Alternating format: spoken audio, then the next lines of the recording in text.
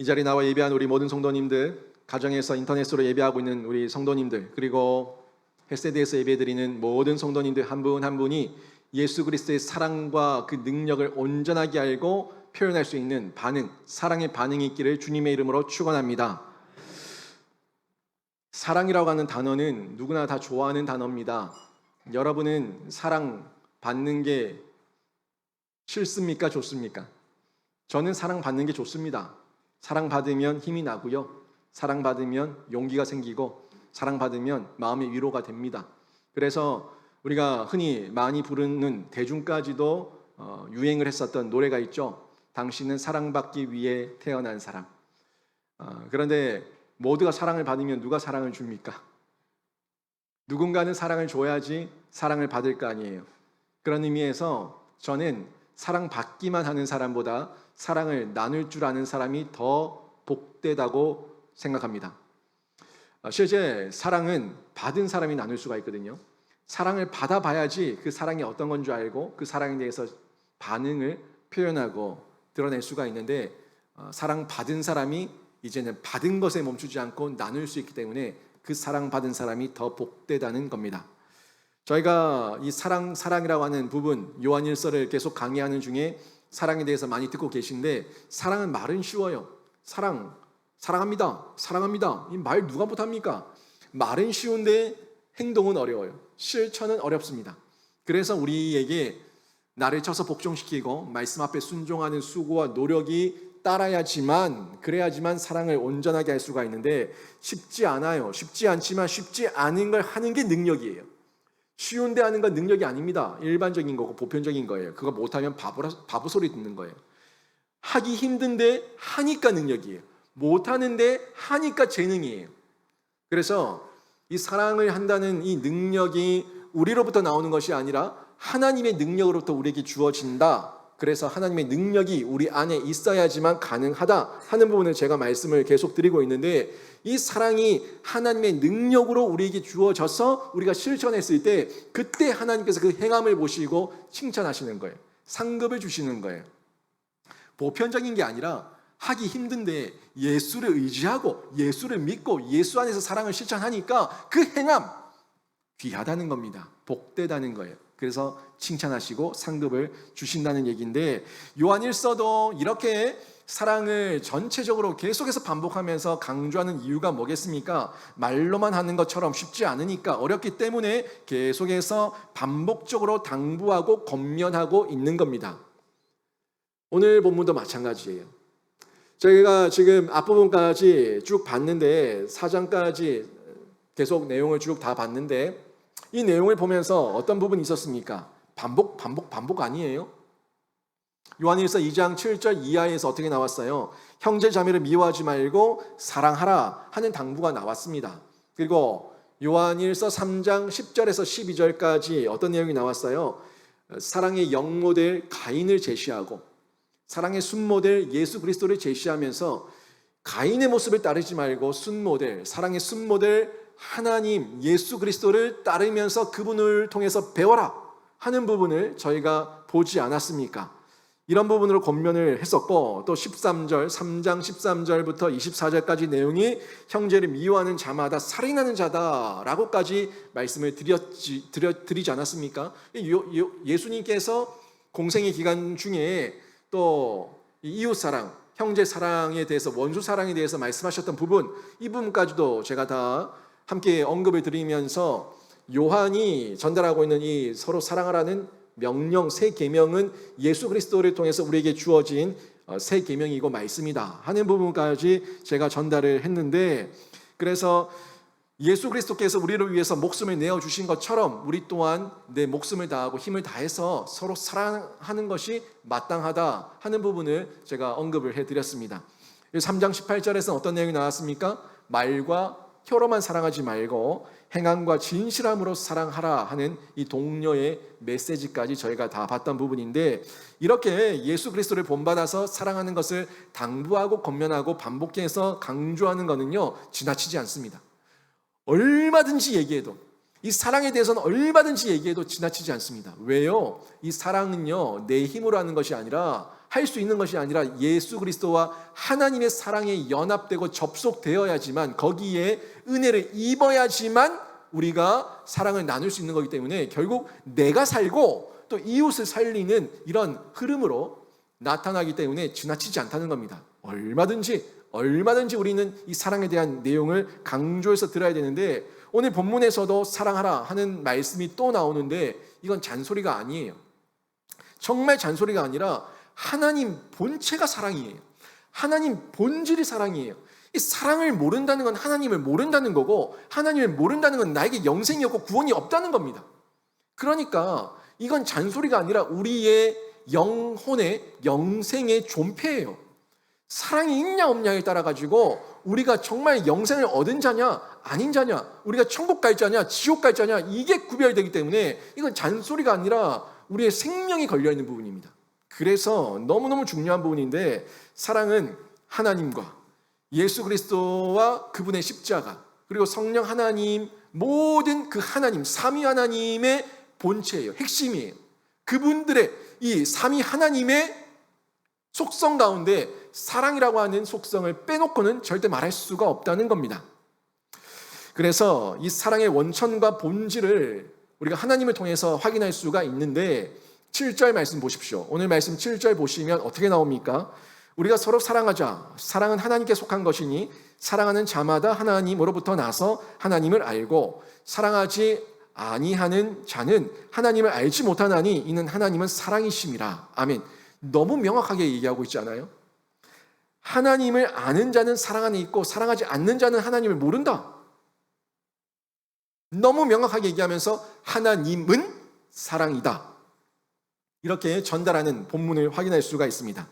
요한이 우리가 서로 사랑하자 이 말만 하면 그만이지 뭐 때문에 사랑은 하나님께 속했다고 말씀을 했겠습니까? 사랑은 하나님께 속했대요. 하나님께 속했대요. 그러니까 사랑이 하나님 안에 있는 거니까 우리가 서로 사랑하기 위해서는 하나님 안에 거하지 않으면 사랑할 수 없다 하는 연결면에서 이 말씀을 전달하고 있는 겁니다. 여러분, 사랑의 원천이 어디냐? 사랑의 원천이 누구냐? 하는 것을 강조해서 요한이 전달하고 있는 건데, 마치 이런 겁니다. 우리가 빛을 보고 있어요. 밖으로 나가면은 어딘가에서 빛이 비쳐서 형체를 보고 사물을 보고 사람을 만집니다. 여기 뭐가 있네? 저기 뭐가 있네. 알죠? 이 빛이에요.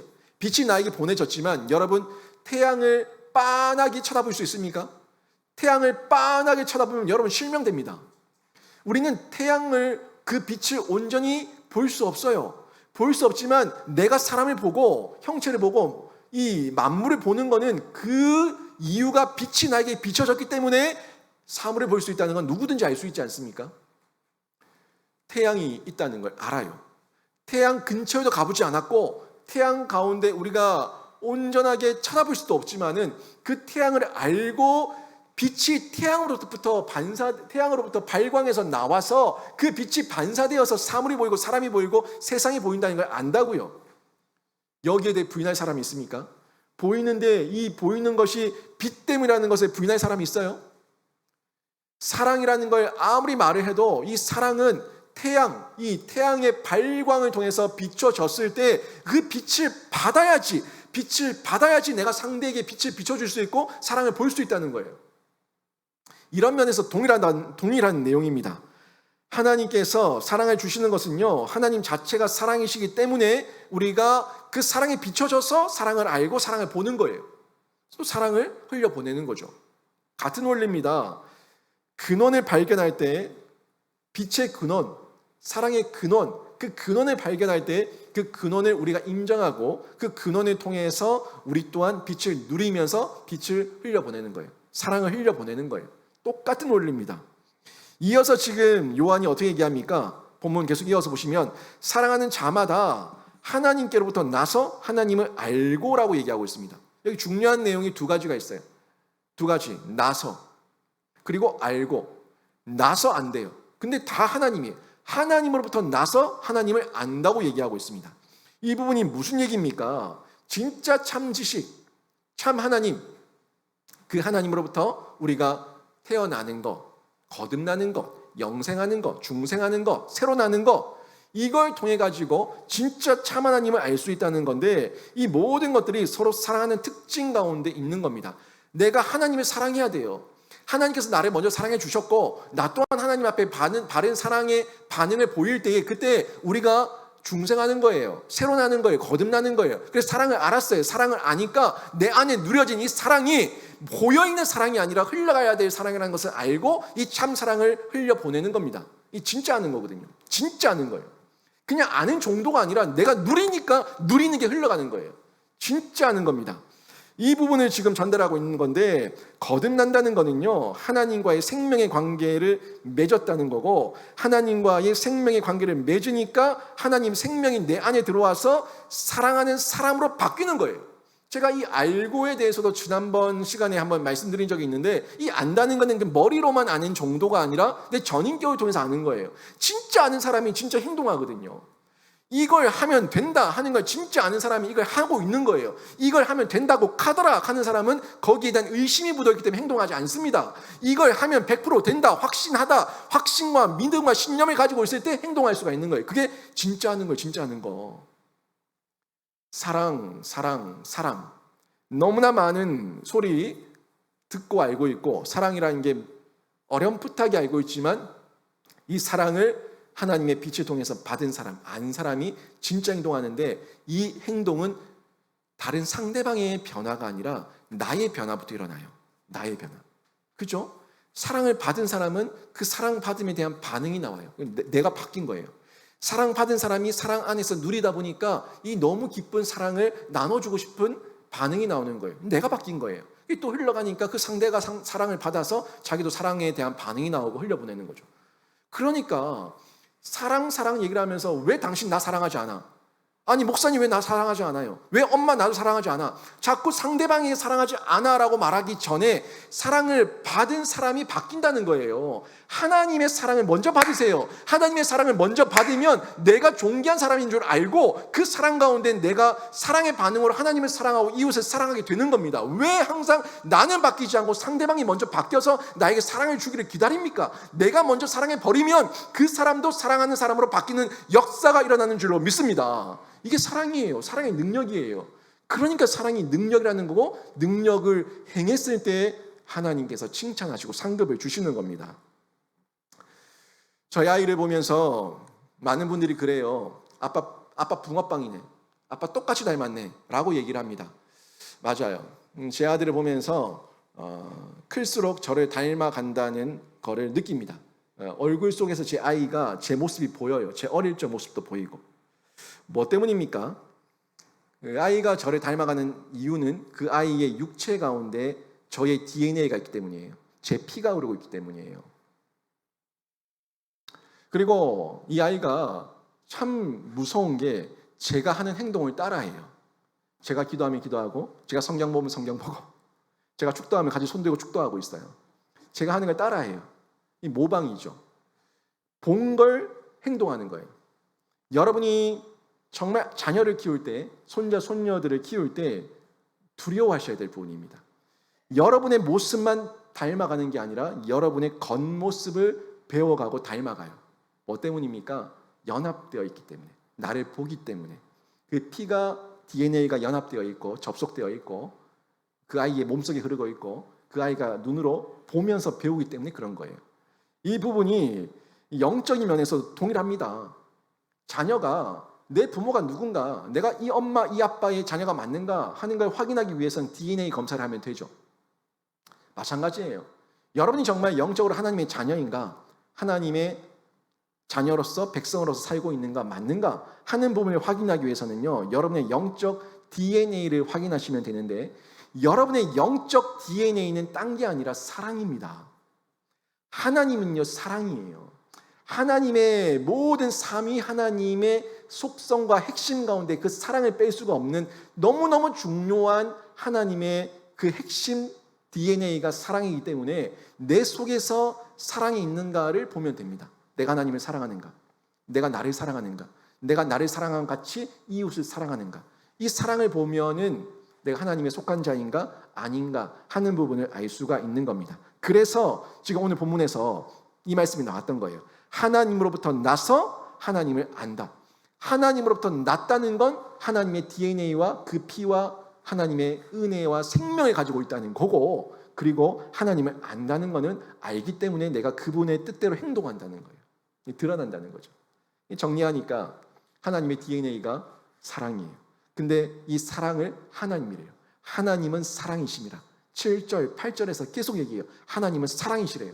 그러니까 이 사랑 DNA, 하나님의 자녀, 하나님의 백성된 우리가 그 사랑을 우리가 신자가 가지고 있으니까 우리 삶을 통해서 사랑이 드러나고 사랑이 실천돼야 된다는 겁니다. 물론 부족합니다. 물론 연약합니다. 물론 완벽하지 않습니다. 그런데도 불구하고 우리는 이 사랑을 실천해야 됩니다. 왜요? 우리는 자라는 성숙 과정이 있으니까, 성장하고 성숙하는 과정 중에 있으니까 부족하고 연약하지만 이 사랑이 연약하지만 부족하지만 드러나야 된다고요. 부족하면 부족한 대로 드러나야 된다고요. 그게 우리가 내가 하나님의 거듭난, 중생한, 새로 난, 거듭난 자녀가 맞구나 하는 증거가 된다는 거예요.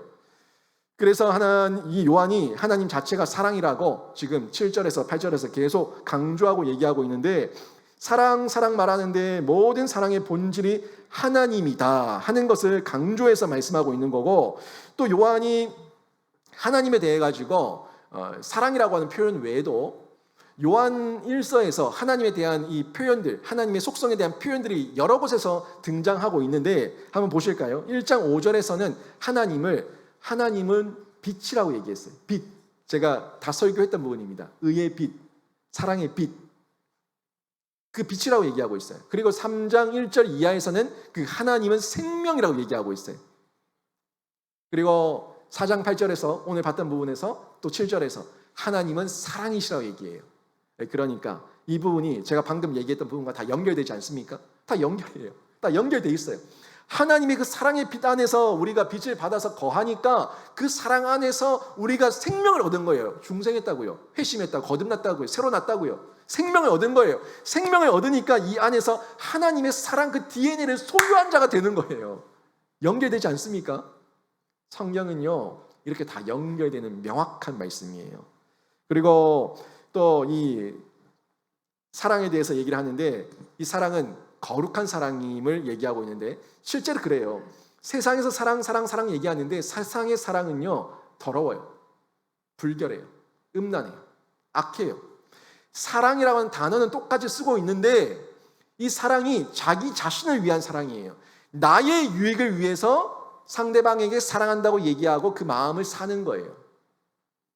이거 진짜 참사랑 맞습니까? 희생하는 사랑입니까? 나의 유익을 얻는 사랑입니까? 그러니까 그 사랑의 조건이 사라져버리면 그 사람과 헤어져요. 그 사람을 떠나버려요. 그 사람을 버려요. 그 사람을 죽여요.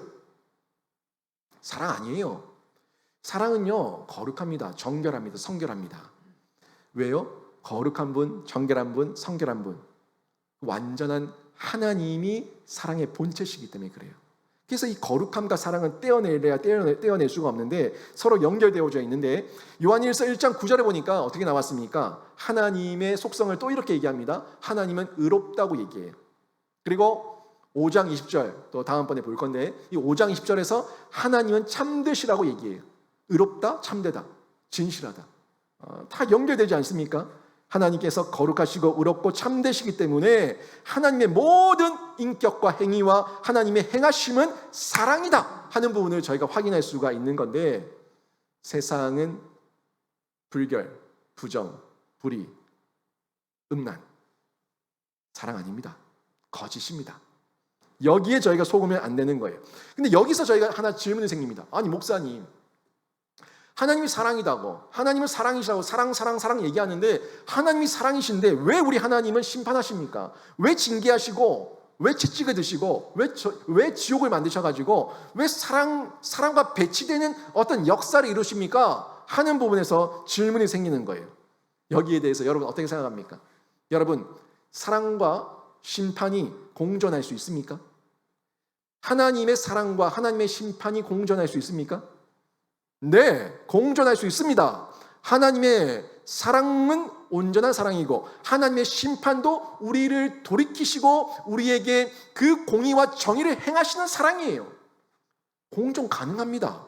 너무너무 명확합니다. 제가 제 아이에게 훈육할 때 매를 듭니다. 매를 드는데 저는 분노하면서 때리지 않습니다. 막 소리를 지르면서 분노하면서 아이에게 폭력을 행사하지 않습니다.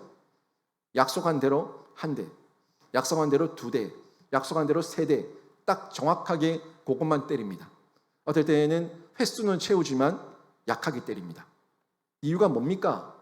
제가 원하는 건 이 아이가 죽는 게 제 목적이 아니라, 이 아이가 아픈 게 목적이 아니라 이 아이의 잘못된 행동과 습관을 버리는 게 제 목적이에요. 그러니까 저는 이 아이를 사랑하지만 이 아이에게 잘못된 행동과 습관과 죄와 악이 들어갈까 봐 그걸 방지하기 위해서 매를 드는 거예요. 징계죠.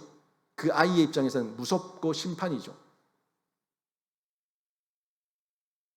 매를 들고 오면은 바지를 막 껴입어요. 껴입어야 덜 아프니까. 기저귀를 차고 있을 때는 좀 안심하는 표정이에요. 여러분, 부모가 있어요. 부모가 있는데 아이에게 매를 들 때 아이를 죽으라고 때리는 부모가 어디 있습니까? 그런 부모는 잘못된 부모입니다. 다 사랑이에요. 돌아오고 돌이키고 바로 세워지기를 원하는 마음으로 매를 듭니다. 또 반대로 아이가 있는데, 부모에게 아이가 있는데 이 아이 곁에 악한 세력과 나쁜 세력이 접근해요. 그 아이에게 거짓과 미혹과 속임을 자꾸 밀어넣어요. 자꾸 주입해요. 그러면 여러분 어떻게 하겠습니까? 아이에게 뭔가를 주니까 아이고 하여튼 뭔가 주니까 좋네 라고 생각하면서 그 아이를 방치하겠습니까? 아니면 그 아이의 미혹과 더러운 것과 추악한 것과 음란한 것과 악한 것을 제공하고 있는 그 상대를 향해 가지고 분노하겠습니까? 후자 아닙니까? 부모는 그렇다고요.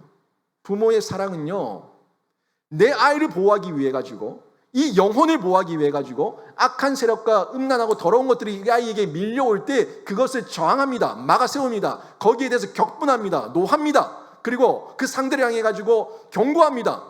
나가라고 합니다. 접근하지 말라고 얘기합니다. 뭐 때문입니까? 내 아이를 사랑하기 때문이에요. 내 아이를 보호하기 위해서입니다. 이게 하나님의 사랑입니다. 하나님의 백성과 하나님의 자녀들을 보호하시고 구원하시고 그들에게 영원한 안식을 주기 위해 가지고 우리 하나님께서는 경노하실 때가 있습니다. 하나님께서 분노하실 때가 있습니다. 우리 안에 있는 죄가 너무나 더럽고 추악하기 때문에 그걸 버리라고 우리에게 징계하실 때가 있습니다. 그 모든 것들이 하나님의 사랑에 근거했다고요. 그래서 히브리서 12장 29절 보면 하나님은 이렇게 표현하고 있어요. 하나님은 삼키는 불이다. 뭘 삼킵니까? 우리를 삼켜버리는 것이 아니라 모든 죄와 악과 음란을 삼켜버리시고 태워버리시는 분, 불이다. 다 태워버리시는 분, 하나님에 대한 속성을 이렇게도 표현하고 있는 겁니다. 여러분, 우리가 사는 세상에 이 죄와 악이 있는 것에 대해서 여러분 어떻게 생각합니까? 이 세상을 보면요, 세상에는 악한 짐승이 있습니다. 선량한 짐승을 잡아먹는 야수들이 있습니다. 그리고 인류를 공격하는 더러운 기생충이 있고 박테리아가 있고 치명적인 바이러스가 있습니다.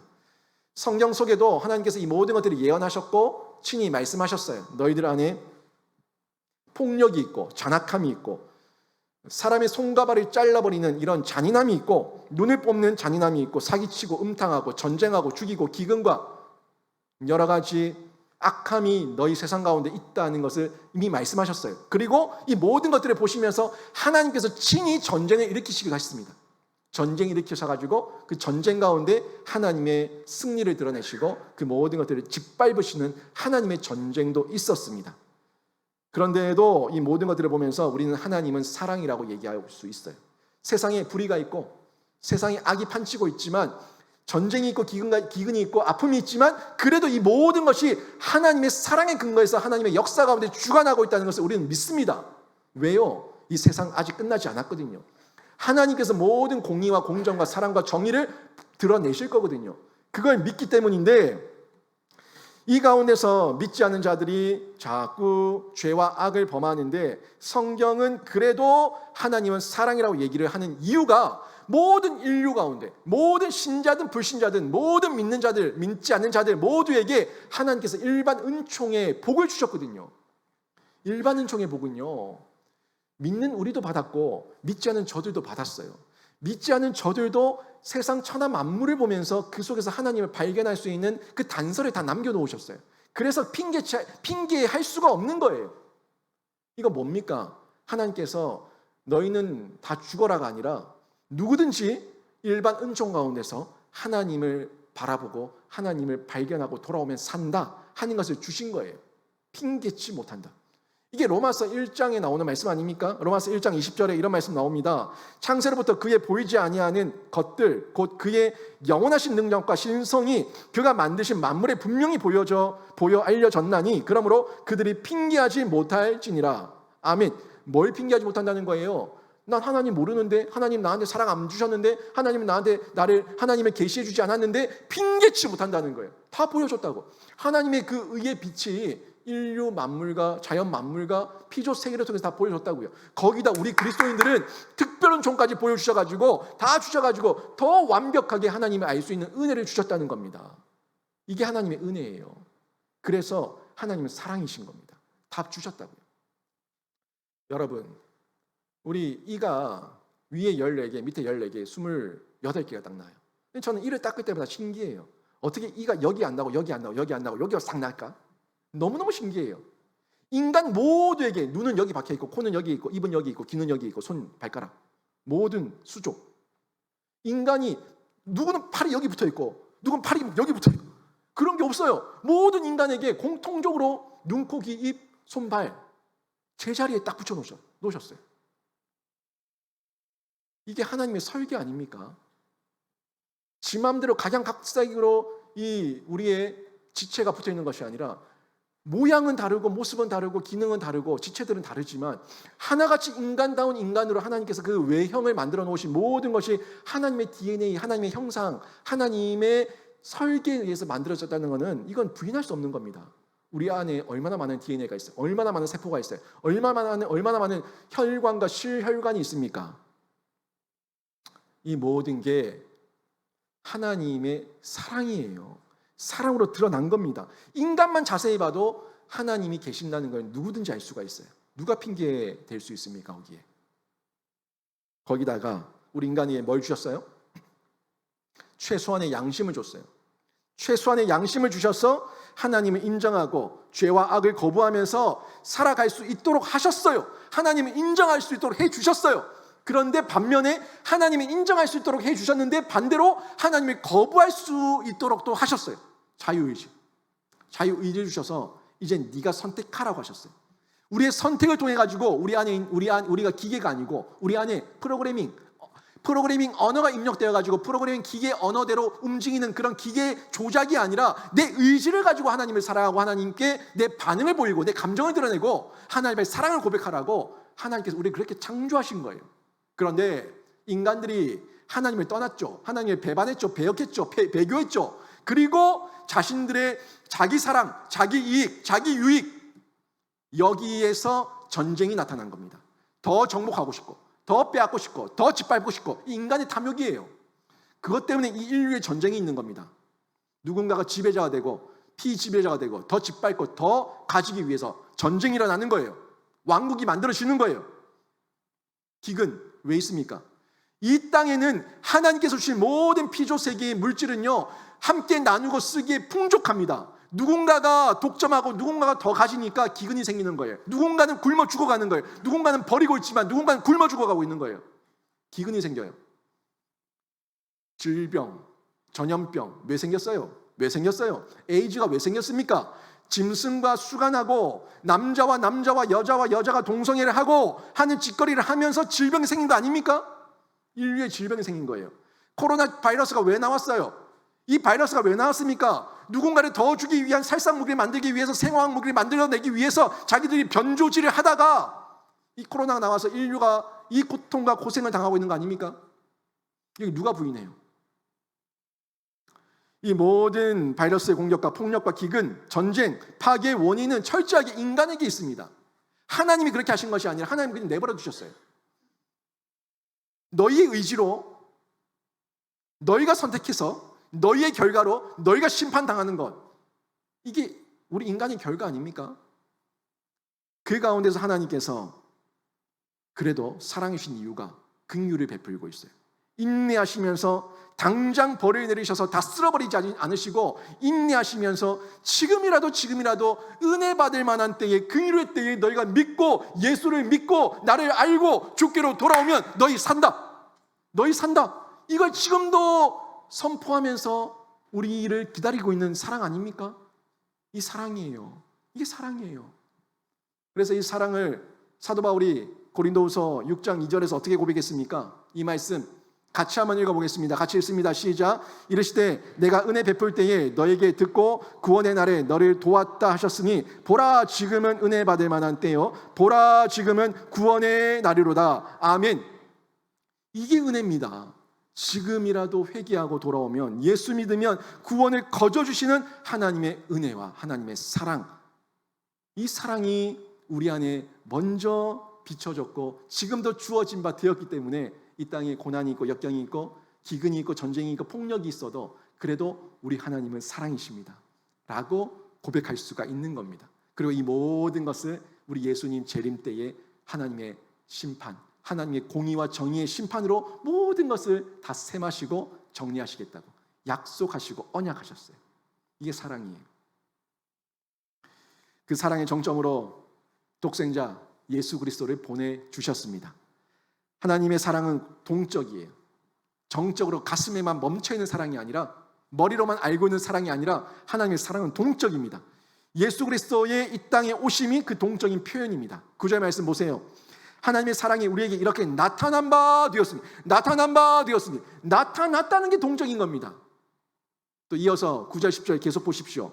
하나님이 자기의 독생자를 세상에 보내심은 그로 말미암아 우리를 살리려 하심이라. 사랑은 여기 있으니 우리가 하나님을 사랑한 것이 아니요 하나님이 우리를 사랑하사 우리 죄를 속하기 위하여 화목제물로 그 아들을 보내셨음이라. 아멘.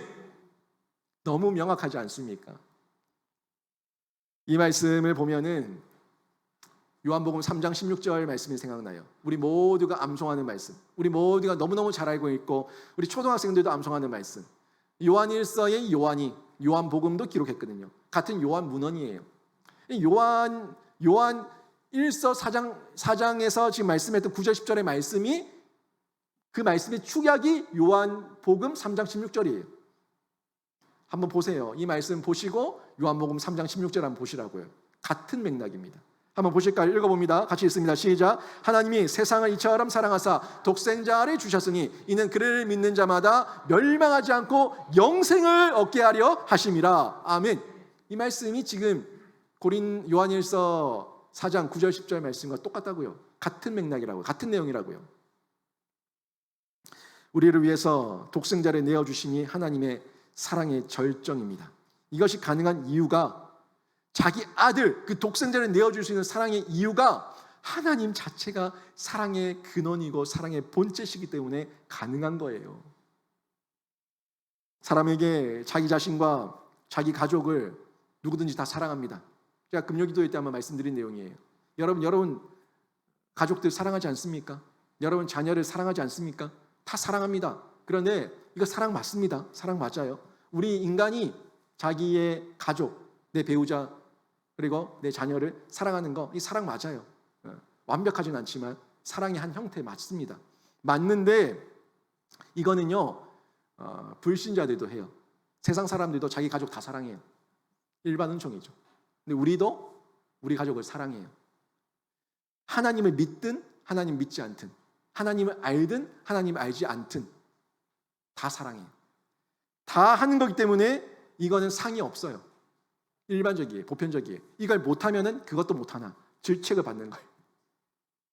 이건 누구든지 다 하는 보편적이고 일반적인 겁니다. 그래서 상이 없는 겁니다. 능력, 재능, 그게 없어도 누구든지 할 수 있는 사랑이기 때문에 나한테 잘해주면 사랑하고 나한테 못해주면 미워하고, 누구든지 할 수 있는 감정이기 때문에 짐승도 하는, 상이 없어요. 상을 받는 것은요, 능력이 나타나야 되는 거예요. 하나님의 사랑이 내 안에 들어와서 능력으로 나타나야지 상이 있어요. 초반에 얘기했던 것처럼 말씀대로 이웃을 사랑하고 원수를 사랑하면 그때 하나님의 상이 있습니다. 많은 부모들이 자기 자식에게, 자기 자녀에게 많은 것을 물려주기 위해 가지고 공부시키고 비싼 학비 대고 과외시키고 좋은 옷 사 입히고 그렇게 합니다. 하는데 아무리 여러분이 여러분 자녀에게 비싼 옷 입히고 비싼 학비를 대고 또 여러분이 평생 수고하고 노력해서 피땀 흘려서 일구어는 여러분의 재산을 땅과 집과 차와 여러 가지 통장 계좌를 여러분이 자녀에게 남겨줘도 여러분이 상이 없습니다. 상이 없습니다. 그건 누구나 아는 거니까. 세상 사람들도 자기 자식에게 더 많이 남겨주려고 눈에 혈안이 돼 있어요. 상이 없다니까요. 그런데 성경에 보면요, 원수한테는요, 이웃에게, 원수에게는 냉수 한 그릇만 줘도 상이 있대요. 거창하지가 않아요. 뭐 좋은 차, 좋은 집, 그거 다 필요 없어요. 땅 필요 없어요. 물 한 잔만, 냉수 한 잔만 이웃에게 보태줘도 상이 있대요. 왜 그렇습니까? 원수에게, 이웃에게 냉수 한 그릇 주는 게 그렇게 어려워요. 여러분을 미워하는 이웃에게 여러분 냉수 한 그릇, 음료 한 잔 사줄 수 있겠습니까? 커피 한 잔 대접할 수 있겠습니까? 어렵다고요. 그래서 어려운 걸 하나님의 사랑으로 하는 게 능력이니까 원수에게 냉수 한 그릇만 줘도 상이 있다는 겁니다. 왜 그렇습니까? 정말 하나님의 사랑, 이 사랑을 내가 받아서 흘려보내면요, 먼저 사랑받은 내가 살았죠? 또 내가 냉수 대접하면서 흘려보냈으니까 그 상대방이 살아요. 내가 살고 이웃이 살아요. 함께 살아요. 그러니까 상이 있는 거예요. 생명사역자예요. 생명사역자. 예수 그리스도의 사랑을 경험하고 맛본 사람이 그 사랑을 실천할 수가 있는 겁니다. 여러분, 우리를 사랑의 독생자를 내어주신 하나님 아버지의 사랑, 이 사랑 앞에 여러분 반응하십시오. 삼위 하나님 모두가 사랑의 절정이에요.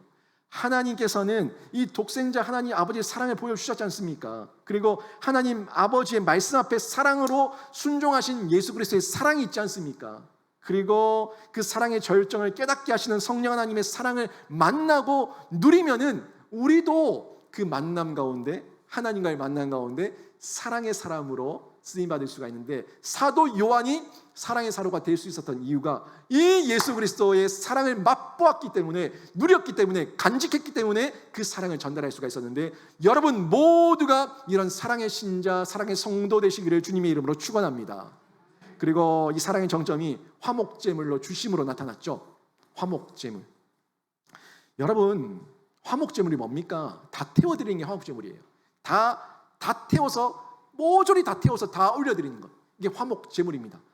하나님과 나와의 관계가 끊어졌기 때문에 이 끊어진 관계를 연결시키기 위해서, 하나님과 나 사이에 담이 쌓이기 때문에 이 담을 허물어뜨리기 위해서 화목제물이 필요한데, 이 화목제물을 예수님께서 데워주셨어요.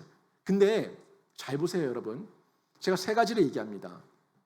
세상의 모든 종교는 도, 공, 제입니다. 세상의 모든 종교는 도, 공, 제, 여기 다 엮여 있어요. 근데 보세요, 도는요 찾는 거예요. 길을 찾는 거예요. 뭐가 진리입니까? 뭐가 참입니까? 뭐가 옳은 겁니까? 계속 찾아요. 그래서 이 길을 찾기 위해 가지고 막 헤매고 다닙니다. 여기인가 저기인가 기웃기웃거려요. 여기도 아닌가 보네, 저기도 아닌가 보네. 진짜 진리가 어디 있냐 하는 부분에서 철학이 발전했고, 그 가운데서 여러 가지 별의별 종교가 만들어졌어요. 근데 하나같이 인간이 영원한 구원의 길, 참된 진리의 길을 찾고자 이 도의 길을 헤매고 있는 겁니다. 근데 세상은요, 네가 찾아라요. 네가 그 돌을 닦아서 돌을 찾아라. 그리고 돌을 찾았어요. 그러면 네가 공을 쌓아라. 네가 노력하고 네가 수고하고 네가 열심히 해서 이 공을 쌓아라. 공을 쌓으면 득도하게 될 거다 라고 얘기합니다. 그러면서 저 절에 가서 1000배, 10,000배를 합니다. 그리고 자신의 혹사시키면서 여러 가지 이 공을 쌓아요. 돌을 닦아요. 모두가 다 지가 알아요. 지가. 그러다가 이 공을 이루는데 부족함이 생겼어요. 돌을 닦는데 부족함이 생겼어요. 죄를 지었어요. 그러면 또 죄를 드리래요. 죄를 드리고 무당을 찾고 구줄하고, 그러면서 이 액땜을 풀고 액기운을 떨쳐보내고 죄를 해야 된대요. 이 죄를 풀어야 된대요. 뭐예요? 도, 네가 찾아라. 공, 네가 쌓아라. 죄, 네가 풀어라. 다 네가라는 거예요. 네가 해라. 연보도 네가 많이 하고 고통도 네가 많이 당하고 수고도 네가 더 많이 하고 다 네가 해라. 다 네가 해라. 근데 우리 성경은 그렇게 얘기하지 않습니다. 성경은 도공제를 얘기하지만 이 도를 예수께서 이 땅에 오셨는데 하나님께서 제공하셨어요. 하나님께서 예수 그리스도를 이 땅에 보내주심으로 제공하셨어요. 예수 그리스도께서 이 땅에 오셔가지고 내가 곧 길이요 진리요 생명이니 나로 말미암지 않고는 아버지께로 갈 자가 없다라고 얘기하셨고 친히 십자가를 지시면서 그 모든 공을 이루셨어요. 모든 의를 이루셨어요. 그리고 친히 십자가에서 화목 제물이 되어 주시면서 친히 스스로 바치셨어요. 보세요. 도 하나님이 주셨어요. 공 예수께서 이루셨어요. 제 예수께서 바치셨어요. 그리고 이걸 성령 하나님께서 우리에게 임재하심으로써 이 모든 의를 누리게 하세요. 은혜를 누리게 하세요. 어디 있어요? 내가 할 게 뭐 있어요? 하나님이 다 하셨어요. 이제는 이 도공제에 대한 깊은 사랑과 은혜를 경험하고 네 감사의 제목을 깨달은 사람이 이제 너희가 마음의 진심을 우러남으로 하나님 앞에 반응하라는 거예요. 반응하라는 거. 두려워서 찾지 말고, 두려워서 쌓지 말고, 두려워서 드리지 말고 이제는 사랑을 받은 자답게 사랑의 반응을 보이라는 겁니다. 이게 우리 하나님의 사랑이고 하나님의 사랑이 우리 가운데 말씀을 통해서 예수 그리스도를 통해서 완벽하게 주어진 줄로 믿습니다. 이게 화목제물로 내어주신 하나님의 사랑의 절정입니다. 너무 명확하지 않습니까? 이제 우리가 사랑의 반응을 보이는 거예요. 어떻게 반응을 보여야겠습니까? 11절에서 12절 말씀을 보면 이런 말씀이 쭉 나오는데 한번 보세요. 사랑하는 자들아 하나님이 이같이 우리를 사랑하셨은즉 우리도 서로 사랑하는 것이 마땅하도다. 어느 때나 하나님을 본 사람이 없으되 만일 우리가 서로 사랑하면 하나님이 우리 안에 거하시고 그의 사랑이 우리 안에 온전히 이루어지느니라. 아멘. 명확하게 얘기하고 있는데 우리는 하나님의 사랑을 받은 자예요. 받은 자이기 때문에 우리 또한 형제 자매를 사랑해야 될 의무가 있는 겁니다. 책임이 있는 거예요. 받았으니까 나누는 거예요. 없는데 나누라는 게 아니라 충만하게 주셨으니까 이제 나누라는 거예요. 하나님의 물된 동산, 끊어지지 않는 생명의 근원, 물의 근원, 이 근원에 빨대를 꽂아가지고 내가 원하는 대로 얼마든지 마실 수 있고 얼마든지 공급받을 수 있으니까 이제 아까워하지 말고 나누라는 거예요. 이 반응이에요. 사람이 이 세상을 살면서 내 거야 내 거야 자꾸 가두는 이유가 뭡니까? 이것도 내 거야 저것도 내 거야 내 거야 손대지 마 내 거야 손대지 마 저리 가 하는 이유가 뭐예요? 다음에 이게 없으면 어떡하지라는 그 두려움 때문에 나누지 못하는 겁니다. 그런데 진짜 하나님의 사랑 안에서 하나님의 원천 생명의 근원 원천 사랑의 근원의 원천 거기에 빨대를 꽂고 내가 연합되어져 있고 접속되어져 있으면은 내가 나누는 것이 아깝지가 않습니다. 왜요? 하나님께서 또 채우실 거니까. 채우실 믿음이 있고 신념이 있고 확신이 있으니까 두렵지 않다고요. 늘 없으니까 두려우니까 내 힘으로 하려고 하니까 내 힘으로 공을 쌓으려고 하니까 내가 어떻게 쌓은 건데 내가 어떻게 한 건데 내가 했다고 하니까 못 나누는 거예요. 도공제 다 마찬가지입니다. 하나님께서 주셨고 하나님께서 이루셨고 하나님께서 들이셨으면은 우리는요 거기에 반응하면 되는 거예요. 이게 진짜 사랑이거든요. 그래서 하나님이 이같이 우리를 사랑하셨은즉 뭡니까? 네가 나를 사랑한 게 아니라 내가 너를 먼저 사랑했다. 사랑하셨은즉 우리도 서로 사랑하는 것이 마땅하도다. 이겁니다. 내가 사랑하려고 하니까 사랑한 게 빼앗길까 봐 두려운 거예요. 근데 사랑해 주셨어요. 사랑을 받았어요. 끊임없이 사랑하세요. 끊임없이 주세요. 끊임없이 보듬어 주세요. 그러니까 우리는 그 사랑이 떠날 거에 대해 두려워하지 않아요. 우리 또한 나누는 거예요. 우리는요 우리 속에 거주하신 하나님 때문에 사랑할 수 있는 능력이 있는 겁니다. 이거 잊으면 안 됩니다. 이 사랑의 능력은요 이게 중요한데 이 사랑의 능력은요 우리가 십자가의 사랑을 경험하고 체험한 만큼 실천할 수 있어요. 빨대를 하나님 안에 깊이 꽂은 만큼 우리가 나눌 수가 있어요. 아니 빨대를 안 꽂고 있는데 연합되어 있지 않고 접속되어 있지 않은데 하나님의 은혜의 그 생명의 수액이 공급되지 않는데 뭘 나눌 수가 있습니까? 십자가의 은혜를 사랑을 경험하고 체험한 만큼 그 안에 깊이 연합된 만큼 그때만큼 사랑의 능력이 우리 삶을 통해서 드러나는 거예요. 그래서 바울이 로마서 8장 12절에서 이렇게 말씀했죠. 그러므로 형제들아 우리가 빚진 자로 돼 육신에게 져서 육신대로 살 것이 아니니라. 아멘. 사랑에 빚졌는데 우리의 채권자는 하나님이세요. 우리의 채권자는 하나님이시고 그 채무의 내용은 사랑이에요. 우리는 삼위 하나님께 사랑에 빚진 자고, 우리 하나님께서 우리에게 채권자가 되셨는데 갚으라는 그 갚음이 사랑을 사랑으로 갚으라는 건데, 나에게 갚지 말고 이웃에게 갚으라는 거예요. 이웃에게 갚으면 그 이웃에게 갚은 게 나에게 대접한 거라고. 원수에게 냉수 한 그릇 대접한 것이 나에게 대접한 거라고. 그게 갚은 거라고 얘기하는 거예요. 너무 우리의 세상 개념과 다르지 않습니까? 우리는 내가 받았으면 그분께 그대로 갚아야 되는데, 내가 받아서 내가 흘려보내면은, 또 다른 사람이 나눠주면은 그게 나에게 갚은 거라고, 나에게 한 거라고 하나님께서 말씀하고 있어요. 그게 사랑의 고백이라고 전달하고 있는 겁니다. 그러면서 육신에게 져서 육신대로 살지 말라고. 육신은 그렇게 말 안 하거든요. 세상은 더 가져, 움켜줘, 더 꽉꽉 줘, 뺏기지 않게 더 꽉꽉 줘. 절대 속지 마, 절대 나누지 마, 다 네 거야. 이 세상이에요. 두려워 벌벌 떨어요. 이웃에게 밥 한 끼, 하나님 앞에 예물 한 번 손이 떨려서 드리지 못합니다. 이거 주고 나면 안 줄까 봐, 이거 주고 나면은 다시 나한테 안 생길까 봐 겁이 나서. 불신앙이 불신앙. 벌벌 떨어요.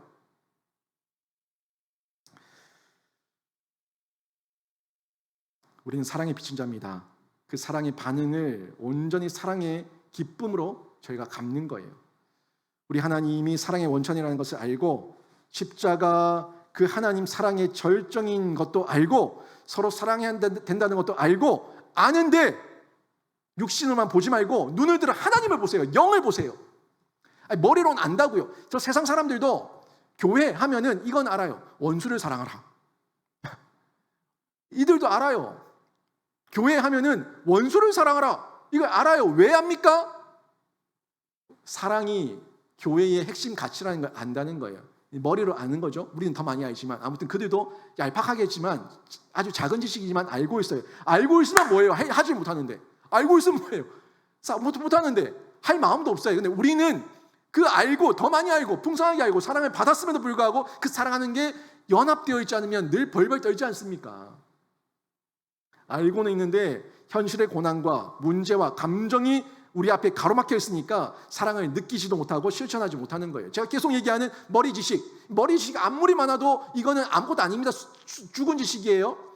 머리 지식이 필요하긴 한데 여기에만 멈춰있고 고여있으면 죽은 지식이라고요. 머리 지식이 가슴으로 내려와서 희노애락을 느끼고 아파하고 슬퍼하고 기뻐하고 즐거워하는 이 기쁨을 느껴서 의지적으로 행동해야 되는 거예요. 머리 지식, 가슴 지식, 생활 지식.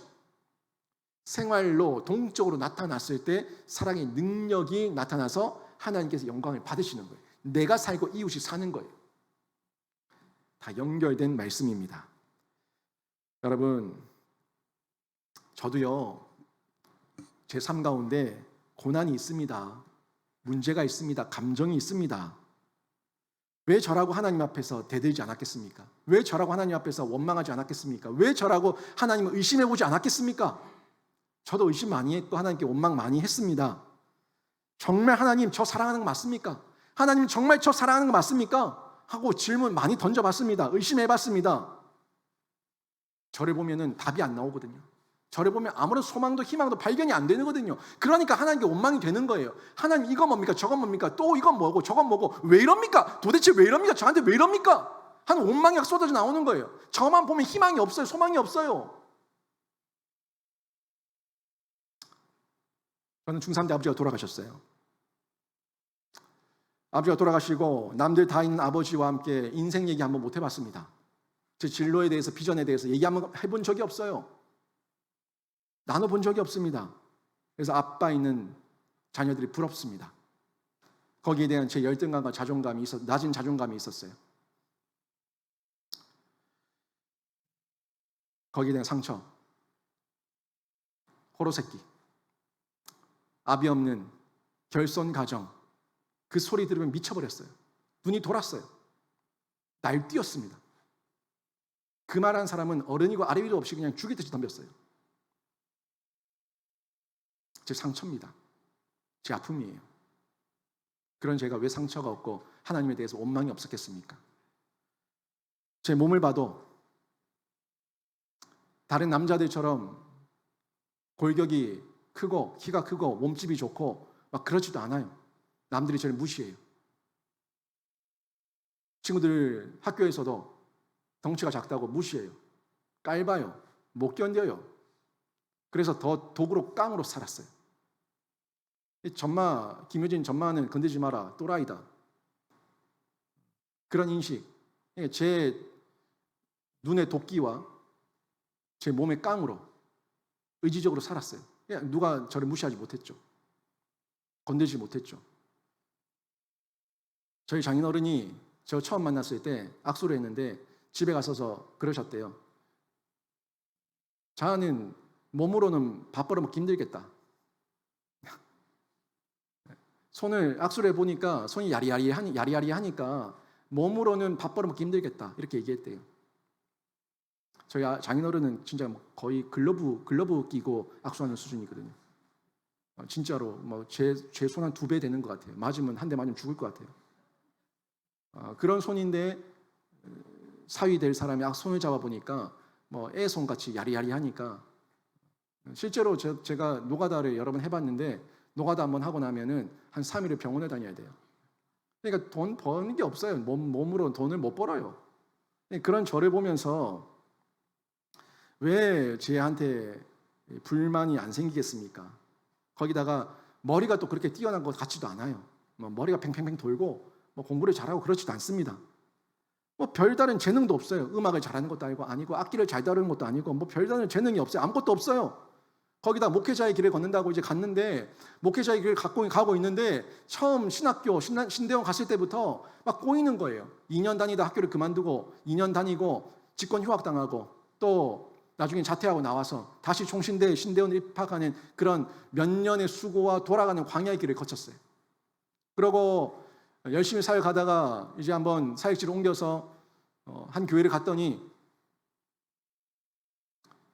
담임 목사 사모가 또 이단에 빠져가지고 교회가 풍지박살이 나고 저는 이단에 두들겨 맞아가 병원에 입원을 하고 하는 것마다 왜 이렇게 꼬이냐 싶은 거예요. 내 인생은 왜 이러냐, 내 인생은 왜 이렇게 뭐든지 꼬이냐. 목회를 한다고 해도 꼬이고 공부를 한다고 해도 꼬이고 가정도 꼬이고 인생도 꼬이고 왜 이렇게 꼬이냐 하는 마음이 드는 겁니다. 신학 수업도 목회 현장도 모든 것이 꼬이는 것만 같았어요. 거기다가 결혼하고 12년 동안 아이가 안 생겨요. 정말 저주받은 인생 같은 거예요. 왜 나는 자녀가 안 생기지? 그리고 또 아이가 태어났는데 그 아이가 발달 장애도 좀 있어요. 난 도대체 왜 이러냐? 왜 이렇게 꼬이냐? 거기다 영신교회로 왔는데 또 꼬였다. 영신교회 와가지고 또 담임 목회 첫 단추부터 꼬였다 싶으니까 이 마음의 원망과 저주와 이 마음의 불평이 막 쏟아 나오는데 감당이 안 되는 거예요. 감당이 안 되는 거예요. 나는 왜 이렇게 꽃길이 없습니까? 하나님 왜 꽃길이 없습니까? 왜 이렇게 하나씩 꼬이고 문제고 항상 이렇습니까? 하는 마음이 생기는 거예요. 그러던 중에 하루는 기도하는데 하나님께서 이런 마음을 주시는 거예요. 하나님께서 나와 우리 부부를 얼마나 사랑하시면 이렇게 훈련시키시고 이렇게 고통과 연단을 통해서 하나님께 매여있게 하시는가 하는 마음을 깨닫게 하시는 거예요. 우리 아이를 보면서 저희 부부가 같이 얘기한 거예요. 하나님께서 우리 아이를 위해서 아이를 통해서 또 하나님께 철저하게 매여있게 하시는구나. 하나님께 기도하게 하시는구나. 이게 복이다. 영신교회 하나님께서 감당할 만하니까 보내셨고 이 감당할 만한 그릇을 통해 가지고 또 하게 하시고 일하게 하시고 하나님의 역사를 펼치시겠구나 하는 기대가 생기는 거예요. 하나님의 은혜예요. 생각이 바뀌니까 마음이 바뀌고 태도가 바뀌고 삶이 바뀌는 거예요. 여러분 삶 가운데 이해되지 않는 어려움이 있습니까? 고통이 있습니까? 문제가 있습니까? 그렇다면 여러분도 한번 기도해 보세요. 여러분도 하나님께서 나를 얼마나 사랑하시면 이렇게 연단시키시고 훈련시키시고 이렇게 성숙할 수 있도록 기회를 주시는가, 고난의 시간을 통해서 하나님을 만나게 하시는가, 여러분이 하나님 앞에서 반듯하게 사랑의 하나님을 기억하면서 기도하시는 중에 그 하나님을 만나시기를 주님의 이름으로 축원합니다. 하나님의 은혜입니다. 하나님의 은혜예요. 불평할 게 없어요. 생각이 바뀌면 태도가 바뀌고 삶이 바뀌어요. 하나님께서 신자에게 고통과 연단을 하실 때 몇 가지 의도가 있습니다. 주보에도 나와 있지만 7가지 내용을 간단하게 보시죠.